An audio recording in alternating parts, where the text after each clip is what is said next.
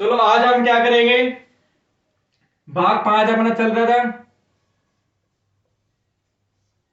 भाग 5 चल रहा था। भाग 5 में आज हमें पढ़ना है संघ की विधायिका। संघ की विधायिका के बारे में आज हमने पढ़ना है। संघ की विधायिका में आर्टिकल आते हैं 79 से लेके 123 आर्टिकल आते हैं। अब बात करते हैं स्टार्टिंग से आर्टिकल 79। कानून बनाने का अधिकार किसको होता है ये बताओ। कानून बनाने का अधिकार होता है संसद को। विधायिका क्या होती है, जो कानून बनाती है। विधायिका में कौन आती है, संसद। तो सबसे पहले किससे स्टार्ट करेंगे हम, संसद से स्टार्ट करें। तो आर्टिकल 79 में किसका जिक्र है, संसद का। किसका जिक्र है, संसद का। कौन से आर्टिकल में, आर्टिकल 79 में संसद का है। संसद की संरचना, संरचना किसमें बताया, संसद जो संरचना हुआ किसमें बताया, आर्टिकल 79 में। इसने क्या बोला है कि भारत की जो संसद है,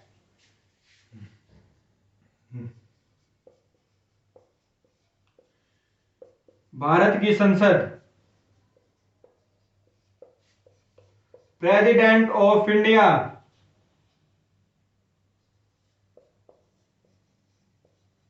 लोकसभा और राज्यसभा से मिलकर होती है।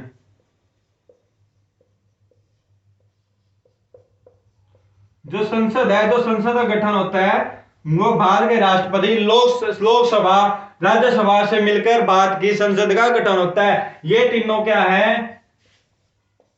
अंग है। बार क्वेश्चन आता है संसद के कितने अंग है, संसद के कितने अंग है, संसद के 3 अंग है, लोकसभा, राज्यसभा और भारत का राष्ट्रपति। ये क्या इसके अंग है। लेकिन अगर वो बात पूछे कि संसद के सदन कितने हैं,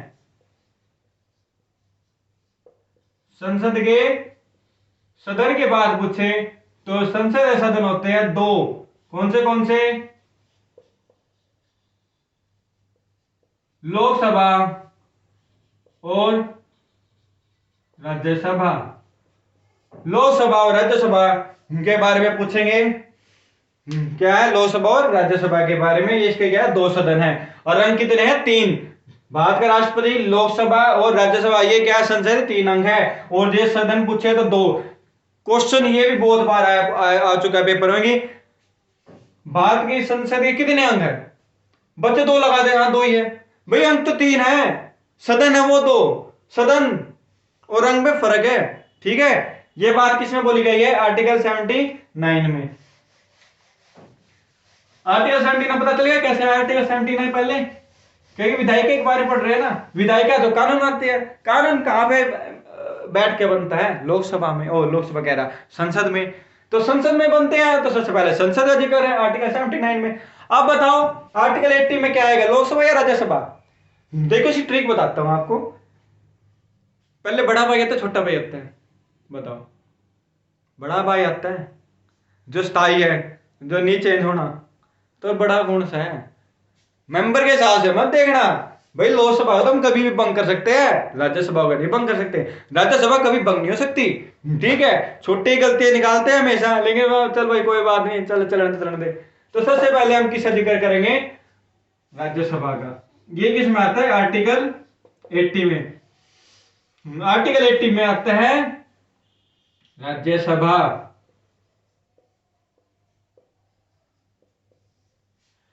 राज्यसभा के बारे में हम पढ़ेंगे आर्टिकल 80 के तहत, ठीक है। ये क्या होता है,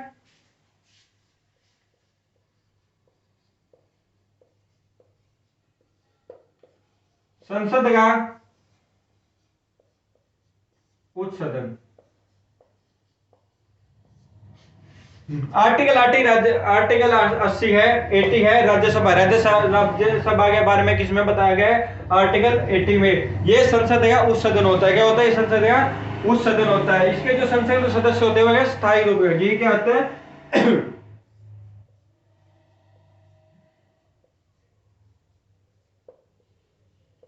संसद का स्थायी सदन है। क्या है ये? संसद का स्थायी सदन है। इसके जो जो नियुक्ति होती है, इसके सदस्य राज्य की विधानसभा से चुनकर आए। जो इसके सदस्य होते हैं वो कहां से आते हैं?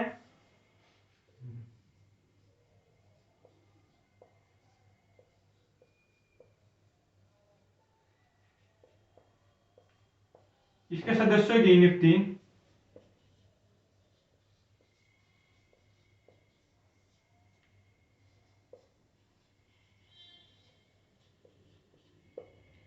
राज्यों की विधानसभा विधान परिषद दोनों हो सकती है, ठीक है। राज्यों की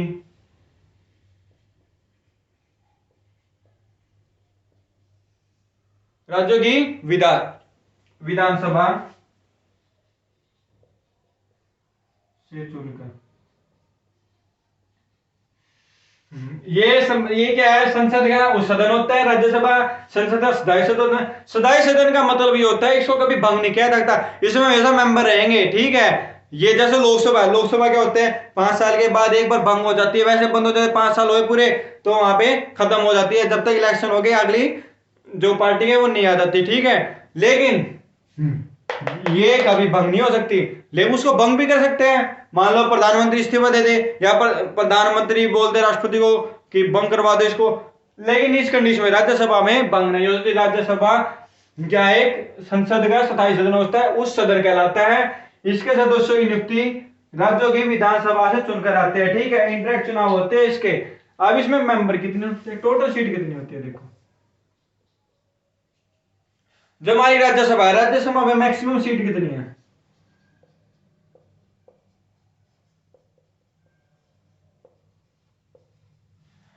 बाद में टोटल जो मैक्सिमम सीट है वो कितनी है राज्यसभा की? 250, 250 है। लेकिन एट प्रेजेंट कितनी है?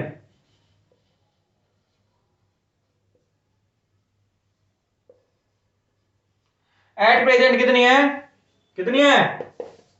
245। अब 245 में से कुछ तो होती है इलेक्टेड और कुछ होती है नॉमिनेटेड। नॉमिनेटेड कौन करता है? भारत का राष्ट्रपति। इसमें से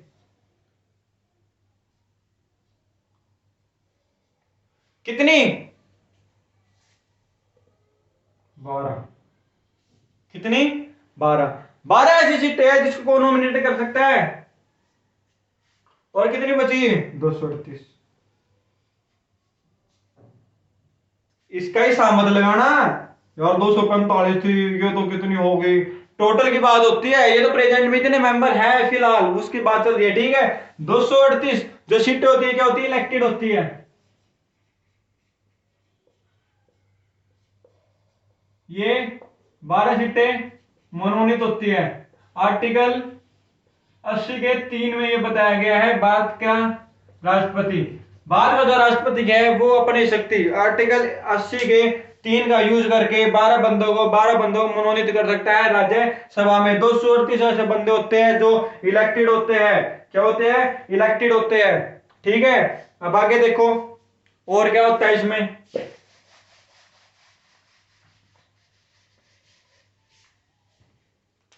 मैंने आपको ये बताया था, ये सदन स्थायी सदन होता है, इसको कभी भी भंग नहीं किया जा सकता। इसलिए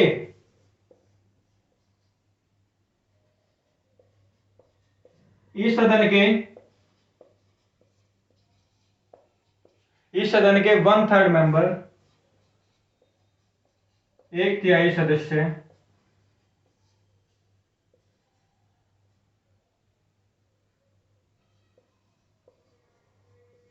प्रत्येक 2 वर्ष में, प्रत्येक 2 वर्ष में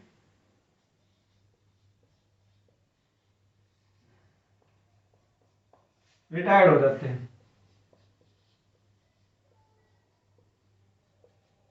कैसे होता है? देखो मान लो मैं आपको ना एक एग्जांपल, जो इसके जो सदस्य होते हैं इसके इस सदन के 1/3 मतलब 1/3 सदस्य प्रत्येक 2 वर्ष में रिटायर्ड हो जाते हैं, ठीक है। इसलिए सदस्य सदन कहलाता है। देखो कैसे होता है, मैं आपको एग्जांपल देता हूं। मान लो सिंपल एग्जांपल देता हूं, 6 अच्छा एक बार ना कार्यकाल और बता देता हूं। राज्यसभा का जो कार्यकाल होता है वो कितना होता है? 6 वर्ष का होता है। कई बार एक क्वेश्चन आता है कि राज्यसभा का ऐसा कौन सा बंदा है जो राज्यसभा में तो भाग लेता है लेकिन वो राज्यसभा का मेंबर नहीं होता। बताओ। अब कुछ बंदे महान्यायवादी बोलेंगे, भाई महान्यायवादी अलग चीज है, वो उनका मेंबर नहीं होता, वो खाली मीटिंग बैठता, वो वोट भी नहीं डाल सकता, ठीक है, और वो तो जब मर्जी है जब आ सकता है, ऐसे नहीं होता, वो उसका जिक्र मत करना, ठीक है। आपको स्टार्टिंग में जब मैंने आज पढ़ाना स्टार्ट किया तो मैंने आपको उपराष्ट्रपति के बारे में बताया गया, और जो उपराष्ट्रपति होता है वो राज्यसभा का प्रदेश अध्यक्ष होता है। उपराष्ट्रपति का इलेक्शन तो लोकसभा राज्यसभा करते हैं, उनसे आए ना सिलेक्ट होके। किसी भारत के राष्ट्रपति ने उसको मनोनीत किया? नहीं। किसी राज्य से इलेक्ट हो गया? नहीं। वो कहां से आया? उपराष्ट्रपति, वो डायरेक्ट राज्यसभा में प्रदेश अध्यक्ष बना दिया गया है, ठीक है। तो वो राज्यसभा का मेंबर नहीं होता लेकिन उसका भाग लेता है राज्यसभा में, ठीक है। क्वेश्चन आया कई बार ये वाला।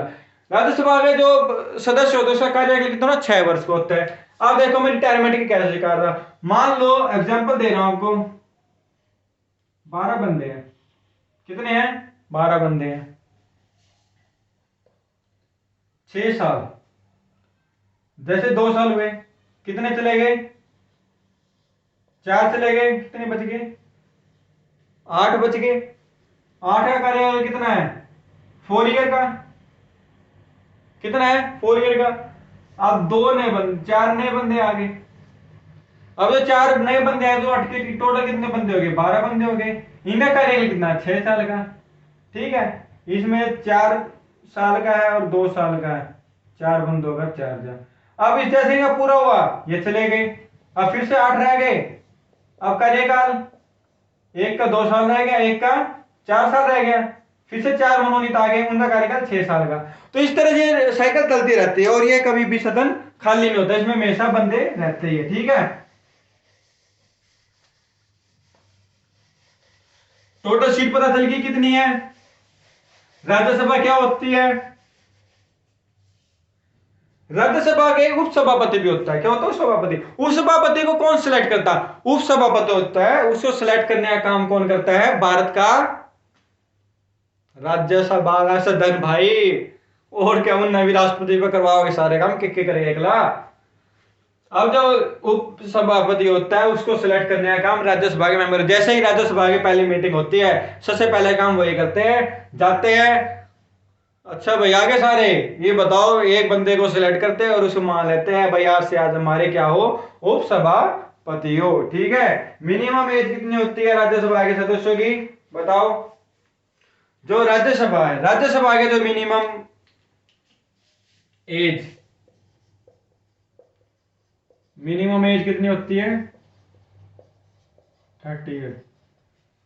इसे पढ़े लिखों का सदन भी कहा जाता है। जो राज्यसभा में जो भी मेंबर आते हैं वो कैसे होते हैं? वैसे सिलेक्ट होते हैं। हम ऐसे नहीं कोई भी खड़ा हो गया, कोई पढ़ा लिखा इंसान हो उसी को हम भेजते हैं राज्यसभा में, ठीक है। तो राज्यसभा को पढ़े लिखों का सदन भी बोला जाता है, ठीक है। अब ये देखो राज्यसभा, राज्यसभा जो पहली बैठक हुई थी कब हुई थी? 3 अप्रैल 1952। जो राज्यसभा है, राज्यसभा, राज्यसभा की जो पहली बैठक हुई थी 3 अप्रैल को, 3 अप्रैल 1952 को राज्यसभा, राज्यसभा की पहली बैठक। कई बार ये क्वेश्चन भी आ चुका है कि राज्यसभा की पहली बैठक कब हुई थी? तो राज्यसभा की जो पहली बैठक हुई थी वो 3 अप्रैल 1952, 3 अप्रैल 1952 को इसकी पहली बैठक हुई थी, ठीक है। अब आपको एक चीज और बता देता हूं मैं, वैसे जरूरी नहीं है लेकिन फिर भी मैं आपको एक चीज बता देता हूं। जब हमारा संविधान बनके तैयार हुआ था ना स्टार्टिंग में, तो लोकसभा राज्यसभा नहीं थे। मतलब लोकसभा राज्यसभा थे लेकिन इनका इनका नाम लोकसभा राज्यसभा नहीं था। जो हमारी राज्यसभा है इसका नाम कब पड़ा? ये 3 अगस्त को, 3 अगस्त 1954 को राज्यसभा नाम दिया गया।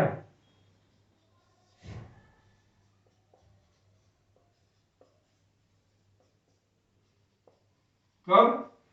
3 अगस्त, 3 अगस्त 1954 को इसको राज्यसभा का नाम दिया गया था।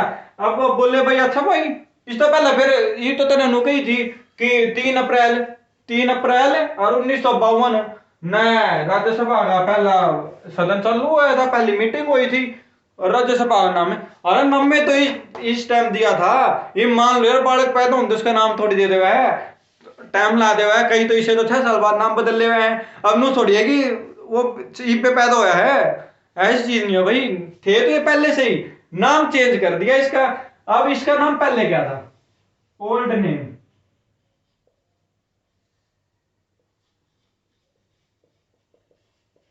Council of state. क्या नाम था इसका, काउंसिल ऑफ स्टेट। राज्यसभा का जो ओल्ड पुराना नाम था वो था काउंसिल ऑफ स्टेट। और इससे पहला 3 अगस्त 1954 को इसका नाम बदल के राज्यसभा कर दिया गया था। ठीक है, ये सब आर्टिकल 80 में राज्यसभा के बारे में जिक्र किया गया। ठीक है, अब बात आती है आर्टिकल 81 की।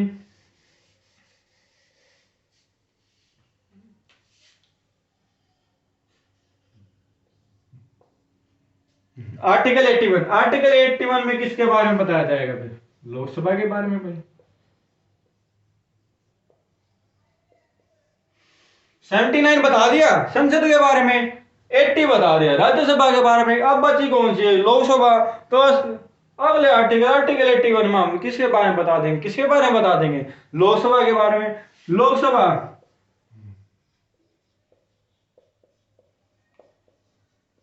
अस्थायी सदन है। कैसा सदन है ये, अस्थायी सदन है। नियम स्तर है, मतलब निचला स्तर है। कौन सा ये, नियम स्तर।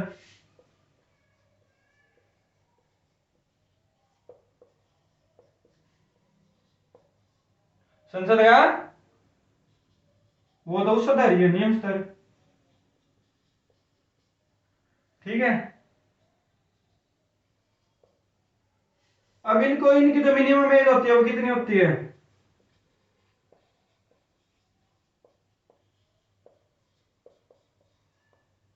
मिनिमम एज कितनी होती है, 25 साल की। और बताओ और क्या क्या हो सकती है, मेंबर कितने होते हैं इसमें,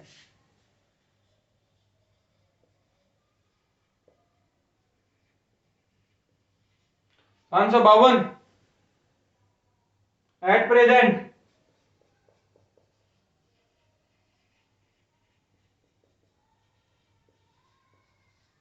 545 दो बंदे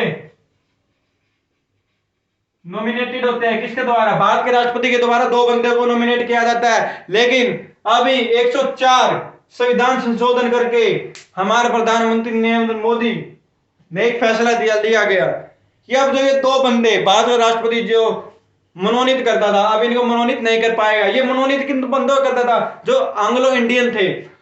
लोकसभा में अगर एंग्लो इंडियन की नियुक्ति नहीं की जाती थी तो राष्ट्रपति को एक अधिकार होता था कि वो 2 एंग्लो इंडियंस को लोकसभा का सदस्य बना सकता था। लेकिन 104वां संविधान संशोधन के द्वारा यह निर्णय लिया गया कि अब संसद के लोकसभा में और राज्यों के विधानमंडल में राष्ट्रपति के द्वारा एंग्लो इंडियंस का क्या नहीं किया जाएगा, चयन नहीं किया जाएगा। अब ये सारे सिलेक्ट होके आएंगे। ठीक है, ओके,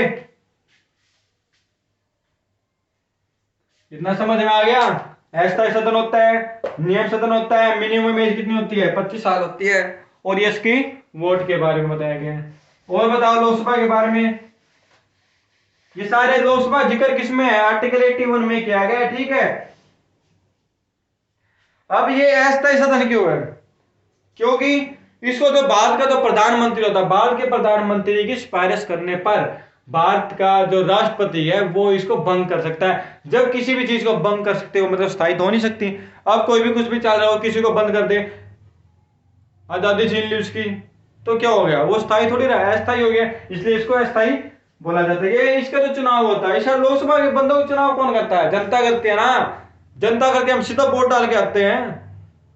लोकसभा के जितने बंदे हैं उनको सिलेक्ट करने के लिए हम खुद वोट डाले जाते हैं। अपने एरिया जो भी एमपी होता है उसको वोट कौन देता है? हम ही तो देते हैं। तो मतलब हम सीधा जाते हैं वोट डाल जाते हैं, तो मतलब प्रत्यक्ष वोट होती है, क्या होता है? प्रत्यक्ष चुनाव है। लेकिन जो राज्यसभा थी, राज्यसभा में हम थोड़ी वोट डालते हैं, हमने जिनको सिलेक्ट किया, अब उन्होंने आके किसी और को सिलेक्ट किया, मतलब अप्रत्यक्ष रूप से चुनाव होते हैं राज्यसभा के। लेकिन लोकसभा के जो चुनाव होते हैं वो कैसे होते हैं? प्रत्यक्ष चुनाव होते हैं। ठीक है,